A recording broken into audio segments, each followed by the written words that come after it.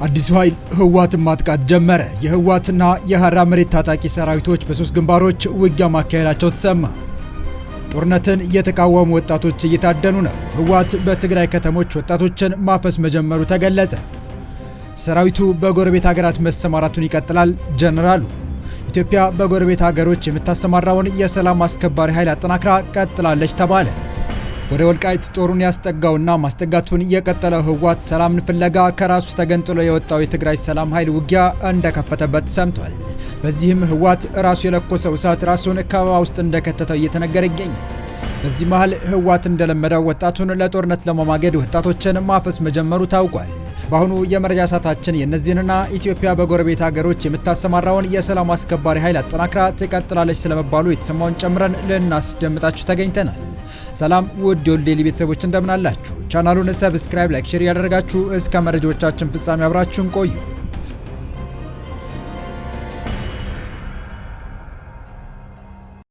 የገና በዓልን በማስመልከት እስከ 25% ቅናሽ ከቪስኮ ዲፕሎማቲክ አፓርትመንትስ። ሳይቶቻችን የሚገኙት የሎኬሽን ማተርስ ጥቅም በመገንዘብ የአዲስ አበባ ማዕከል በተደረገው ቁጥር 1 ሳይት 2 ቤዝመንት ፕላስ ግራውንድ ፕላስ 18 ከቴራስ ጋር ሲሆን እንደዚህ ጥንቅቅ ተደርገው የተገነቡ ባለ 3 ሌግዠሪ አፓርትመንት ቤቶች የሚገኙት መስቀል ፍላወር ድሪምላይነር ሆቴል ፊት ለፊት ናዝራ ሆቴል ጀርባ በአራቱም አቅጣጫ ከበቂ በላይ መግቢያ ያለው ዲፕሎማቶች የታዋቂ ሰዎች መኖሪያ በሆነው አካባቢ ሲሆን ባለ 3 መኝታ በ153 እና በ167 ካሬ ያለቁ ዲጂታል ኢካርት ያላቸው ቤቶች እንዲሁም ቁጥር 2 ሳይታችን ኦሎምፒያ ጋዜቦ ወይም ዋሽንግተን አደባባይ አጠገብ አስፋልት ዳር በግንባታ ሽያጭ ላይ ሲሆን ሙሉ 3 ቤዝመንት ፕላስ ግራውንድ ፕላስ 25 የሆነ የንግድና መኖሪያ ቅይጥ ግንባታ የያዘና ድንቅ በሆነ ዲዛይን የተሰራ ሱቆችና ባለ 1 እና ባለ 2 መኝታ አፓርታማ የያዘ ሲሆን እስከ 25% ቅናሽ ይዘንላችሁ መጥተናል። ለተጨማሪ መረጃ በ0912 03 5489 ይደውሉልን። ቪስኮ ሪል ስቴት የታማኝነት ምልክት። በትግራይ ክልል ጥቅምት 24 ቀን 2013 ዓ.ም ተጀምሮ ከ3 ዓመታት እጅግ አስከፊ የጦርነት ጊዜያት በኋላ ጥቅምት 24 ቀን 2015 ዓ.ም በፕሪቶሪያ የሰላም ስምምነት የመሬትና የሰማይ ተኩስ ቆሞ በክልሉ ተነጻጻሪ ሰላም ተረጋግጧል። ስምምነቱ ከተፈረመ በኋላ ትግራይ ፍጹም መረጋጋት መጎናጸፍ ቢያቀታትም ባለፉት 3-4 ቀናት ያለው ሁኔታ ግን ባስ ያለ በመሆኑ ህዝቡ ዳግም የተሟላ ጦርነት ይቀሰቀስ ሲሆን በሚል እንቅልፍ አጥቷል። ከቀናት በፊት ህወሓትን ከስር መሰረቱ ነቅሎ ለመጣል ትክክለኛው ጊዜ ደርሷል ሲል በቃል አቀባዩ በኩል ያስታወቀውና ለዚህም በቂ ወታደራዊና ስነልቦናዊ ዝግጅቱን ጨርሶ በተጠንቀቅ ላይ እንደሚገኝ ያስታወቀው ታጣቂ ኃይል ህወሓትን ማጥቃት መጀመሩ ተሰምቷል። ህወሓትን ከትግራይ ክልል ፖለቲካ ማስወገድና ሰላማዊ የፖለቲካ አካባቢንና ነፃ ስርዓትን መፍጠር ነው ፍላጎት የሚለው ራሱን የትግራይ ሰላም ኃይል ብሎ የሚጠራውና በአፋር ነፃ መሬት ይዞ እየተንቀሳቀሰ የሚገኘው በወዲያን ጥሩ የሚመራው ሰራዊትና በህወሓት ሰራዊት በሶስት ግንባሮች ውጊያ መካሄዳቸው ተሰምቷል።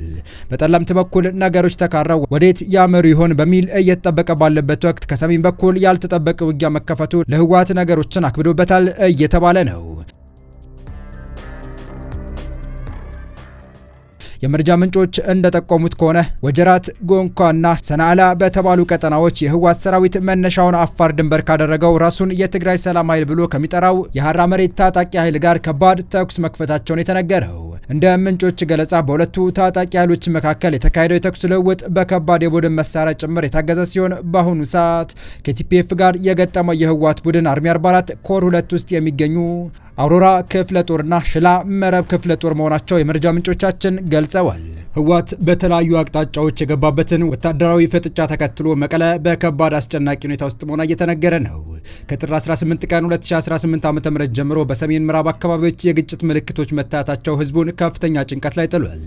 በትግራይ ያለውን መጥፎ የጦርነት ስሜቱን ተከትሎ በተለያዩ ከመቀለ ውጪ በሚገኙ የክልል ከተሞች ከባንኮች ጥሬ ገንዘብ መጥፋት ከጀመረ ሰንበትበት ብሏል። ከባንክ በቀን እስከ 50 ሺህ ብር ከኤቲኤም እስከ 10 ሺህ መውጣት የሚፈቅደው የብሔራዊ ባንክ አሰራር መስራት ካቆመ ቆይቷል። የእንደ ስላሴ ሽረና አካባቢዋ ኤቲኤም ማሽኖች ስራ ካቆሙ ሰነባብተዋል። ረጅም ወረፋ በመጠበቅ በባንክ ገብቶ በጥሬ ገንዘብ ማውጣት የሚቻለው 2000 ብር ብቻ ነው። ሁኔታው በጦርነት ስጋት የመጣ ነው የተባለ ሲሆን ከመቀለ ውጪ ባሉ ከተሞች የታየው የጥሬ ገንዘብ አቅርቦት እጥረት ወደ ዋና ከተማዋ ድረስ ዘልቆ ነዋሪዎችን ማስጨነቅ ከጀመረ ቀናት ተቆጥሯል። ይህ ሪፖርት እስከተዘጋጀበት ጊዜ ድረስ የኢትዮጵያ አየር መንገድ ይፋዊ መግለጫ ባልሰጠበት ዛሬ ሐሙስ ጥር 1 ቀን 2018 ዓ.ም የአውሮፕላን በረራም ተቋርጦ ውሏል። ይህንን ተከትሎ በመቀለ የሚስተዋለው አየር ጥቅምት 2013 ዓ.ም ጦርነቱ ሊጀመር ሲል የነበረው መጥፎ ጊዜ የሚያስታውስ ሆኗል። ዛሬ ሐሙስ ጥር 1 ቀን 2018 ዓ.ም በመቀለ በሚገኙ የመንግስትና የግል ባንኮች ከወትሮ በተለየ በጥሬ ገንዘብ ፈላጊዎች ተጨናንቀው ቢታዩም ባንኮቹ ለማስተናገድ ተቸግረዋል። በርካታ የኢትዮጵያ ንግድ ባንክ ቅርንጫፎች ሲስተም የለም በሚል ምክንያት ከአገልግሎት ውጭ ሆነው ሲውሉ፣ ጥቂቶቹ ለአንድ ደንበኛ 2000 ብር ሲሰጡ ነበር።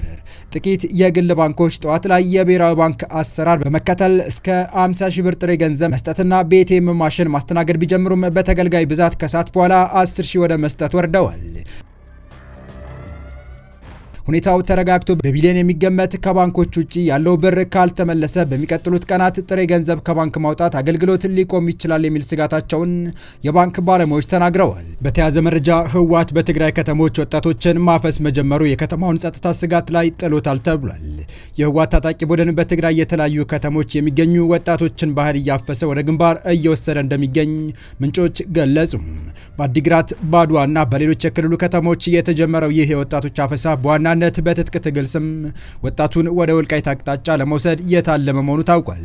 ቡድኑ በጠለምት በኩል በከፈተው ጦርነት ከፍተኛ የሰው ኃይልና የቁሳቁስ ኪሳራ እንደደረሰበት መረጃዎች ይጠቁማሉ። በአካባቢ ከሚገኙ የሚሊሻ ኃይሎች ጋር በነበረው ፍልሚያ በርካታ ታጣቂዎች ሙትና ቁስለኛ ከመሆናቸውም በላይ ወሳኝ የተባሉ የጦር መሳሪያዎች መማረካቸውም ተነግሯል።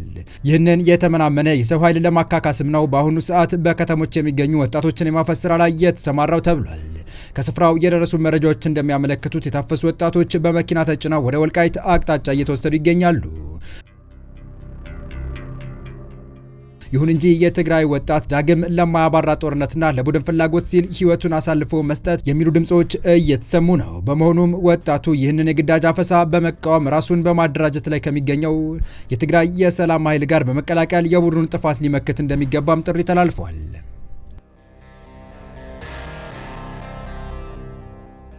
በመጨረሻም ኢትዮጵያ በጎረቤት ሀገሮች የምታሰማራውን የሰላም አስከባሪ ኃይል አጠናክራ ቀጥላለች። የመከላከያ የሰው ሀብት አመራር ዋና መምሪያ ኃላፊ ሌተር ጀነራል አጫሉ ሸለመ ኢትዮጵያ በጎረቤት ሀገራት የምታሰማራውን የሰላም አስከባሪ ኃይል አጠናክራ እንደምትቀጥል ተናግረዋል። ሌተር ጀነራል አጫሉ ሸለመ በአፍሪካ ህብረት የድጋፍና የማረጋጋት ተልዕኮ በሶማሊያ አውሶም ተተኪ አዲስ የሚሰማራውን የሰላም አስከባሪ ኃይል በተመለከተ የምልመላና የመመዘኛ መስፈርቶች አደረጃጀትና አወቃቀር ዙሪያ በኦርሶ ኮንቲንጀንት ማሰልጠኛ ተገኝተው ማብራሪያ ሰጥተዋል። ተቋሙ ከተሰጠው ተልዕኮ አንጻር በሰላም ማስከበር የሚሰማራው ኃይል ተወዳዳሪና ብቁ ሆኖ የተሰጠውን ግዳጅ በላቀ ብቃት እንዲወጣ የሚያስችሉ ስራዎችን በመስራት አስተማማኝ ኃይል መፍጠር መቻሉንም ገልጸዋል። ሌተር ጀነራል አጫሉ ሸለመ ኢትዮጵያ በጎረቤት ሀገሮች የምታሰማራውን የሰላም አስከባሪ ኃይል በጥራትና በአቅም ሙሉ ዝግጁነቱን አጠናክራ በመቆየቷ ክብርና ዝናዋ እጅግ ከፍ ያለ እንዲሆን መደረጉንም አንስተዋል። የምልመላና የመመዘኛ መስፈርቶች አደረጃጀትና አወቃቀር በተመለከተ ማሰልጠኛው ያደረጋቸውን የአካል ብቃት ፈተናዎችና የሜዲካል ስክሪኒንግ ስራዎች በተሳካ ሁኔታ መከናወናቸውን በተደረገላቸው ሪፖርት አረጋግጠዋል። በአፍሪካ ህብረት የድጋፍና የማረጋጋት ተልዕኮ በሶማሊያ አውሶም ተተኪ ሆኖ አዲስ የሚሰማራው 2 ሴክተር የሰላም አስከባሪ ኃይል ማሰልጠኛው ተቀብሎ የቅበላ፣ የኦሪንቴሽን፣ የአደረጃጀት፣ የማረጋገጥ፣ የአካል ብቃት፣ የጤና ምርመራ፣ የሙያ ሰነድ ማረጋገጥ ስራዎችን በተዋቀረና በተደራጀ መልኩ መከናወኑን የኦርሶ ኮንቲንጀንት ማሰልጠኛ ትምህርት ቤት አዛዥ ብርጋዴር ጀነራል አዲሱ ተርፋሳ ገልጸዋል። ይህ በእንዲህ እንዳለም ዓለም የኢትዮጵያ ሰላም አስከባሪዎች የላቀ ተጋድሎና መስዋዕትነት ዓለም አቀፍ እውቅና እንደተሰጠው ታውቋል። በተባበሩት መንግስታት ድርጅት የሰላም ማስከበር ስምሪት ታሪክ ውስጥ ኢትዮጵያ እያበረከተች ያለችው የማይተካ ሚናና የከፈለችው መስዋዕትነት በከፍተኛ አክብሮት እየተወሳ ይገኛል። እንደ አውሮፓውያን አቆጣጠር በ1948 ዓ.ም ጀምሮ ከ2 ሚሊዮን በላይ ሰላም አስከባሪዎች በዓለም ዙሪያ የሚገኙ የግጭት ቀጠናዎች የተሰማሩ ሲሆን በአሁኑ ወቅትም ከ65000 በላይ አባላት በሰላም ማስከበር ስራ ላይ ይገኛሉ። እነዚህ ሰላም አስከባሪዎች በጦርነት ለታመሱ ማህበረሰቦች ደህንነትን፣ መረጋጋትንና የተሻለ ተስፋን በመስጠት ላይ ናቸው። ኢትዮጵያ በተባበሩት መንግስታት ድርጅት የሰላም ማስከበር ተልዕኮ ውስጥ ያላት ተሳትፎ ረጅም ታሪክ ያለው ሲሆን ለመጀመሪያ ጊዜ የሰላም አስከባሪዎቿን የላከችው እንደ ፈረንጆች የዘመን አቆጣጠር በ1960 በኮንጎ ለተካሄደው የተባበሩት መንግስታት ዘመቻ ነበር። ከ2016 እስከ 2019 ባለው ጊዜ ውስጥ ኢትዮጵያ በአብዬ በላይቤሪያና በዳርፉር በነበራት ሰፊ ስምሪት የዓለማችን ቀዳሚ የሰላም አስከባሪ ላኪ ሀገር መሆን ችላለች። በአሁኑ ወቅት ኢትዮጵያ በ1527 ወታደራዊና የፖሊስ አባላት 10ኛዋ ትልቅ አስተዋጽኦ ያበረከተች ሀገር መሆኗን የተባበሩት መንግስታት ድርጅት የሰላም አስከባሪ ኃይል በማህበራዊ ትስስር ገጹ ባጋራው መረጃ አስታውቋል። 164 ኢትዮጵያውያን ሴት ሰላም አስከባሪዎች በአሁኑ ወቅት በዚህ ጉዳይ ላይ ተሰማርተው ይገኛሉ። ይህም የተልእኮውን ውጤታማነት ከማሳደጉ በላይ ከአካባቢው ማህበረሰብ ጋር መተማመንን ለመፍጠር የጾታ እኩልነት እይታን ለማጠናከር ረድቷል። የሰላም አስከባሪዎች ስራ ሰላምን ከማስከበር ባለፈ ማህበረሰቡን የሚጠቅሙ በርካታ ሰብአዊ ተግባራትን ያካትታል። ለአብነትም ነጻ ሕክምናና የእንስሳት ሕክምና አገልግሎት መስጠት፣ የንጹህ ውሃ አቅርቦት ማመቻቸት፣ ትምህርት ቤቶችንና የህፃናት ማሳደጊያዎችን መደገፍ እንዲሁም መንገዶችንና መሰረተ ልማቶችን መገንባት ተጠቃሽ ተግባራት ናቸው።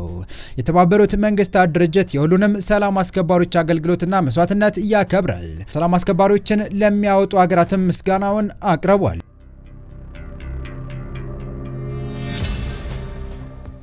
የተወደዳችሁ የቻናላችን ቤተሰቦች ለአሁኑ ለእናንተ ይመጥናሉ ብታረምጧቸው ታተርፉባችኋላችሁ ብለን የመረጥንላችሁ ዕለታዊ መረጃዎቻችን እስካሁን ያደመጣችኋቸው ነበሩ። በተመሳሳይ ሀገራዊና ቀጠናዊ ጉዳዮች እንዲሁም ዓለም አቀፋዊ የጂኦፖለቲካ ወታደራዊና አነጋጋሪ ክስተቶችን ለበለት ተከታትለን በትኩስ ይዘን እንደምንቀርብ እያሳወቅን የቻናሉ ቤተሰብ ካልናችሁ ሰብስክራይብ፣ ቪዲዮን ላይክ እና ሼር በማድረግ ተደራሽነታችን ታሰፉ ዘንድ አክብሮታዊ ግብዣችን ነው። አበቃን። ሰናይ ጊዜን ተመኘን።